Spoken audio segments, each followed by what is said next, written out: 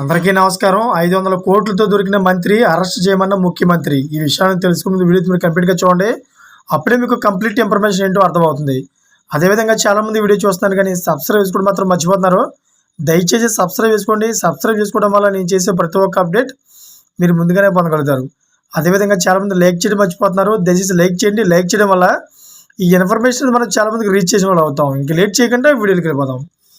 Friends, ఆయన ఇల్లు, farm house తదితర 5 ప్రాంతాల్లో తనిఖీలు నిర్వహిస్తున్నారు. గతంలో ఆయన కుమారుడు హర్షరెడ్డి కస్టమ్స్ అధికారులు నోటీసులు కూడా ఇచ్చారు.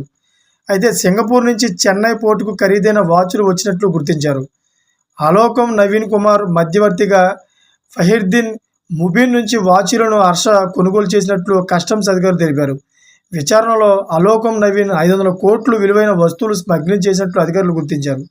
ఈ వ్యవహారంపై మనీ లాండరింగ్ సహా మరో కేసు నమోదైంది. అయితే ఈడీ విచారణ చేపట్టింది. మంత్రి పొంగులేటి శ్రీనివాసరెడ్డి నివాసంలో ఈడీ సోదాలు కొనసాగుతున్నాయి. లగ్జరీ వాచ్లు కుంభకోణం నేపథ్యంలో అధికారులు ఈడీ సోదాలు చేపట్టారు.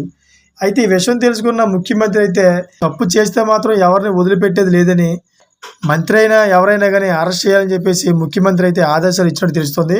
ఫ్రెండ్స్, చూసారు ఇటువంటి లేటెస్ట్ అప్డేట్స్ కోసం ఛానల్ సబ్స్క్రైబ్ చేసుకొని గంటల పెట్టుకోండి. Thank for watching friends.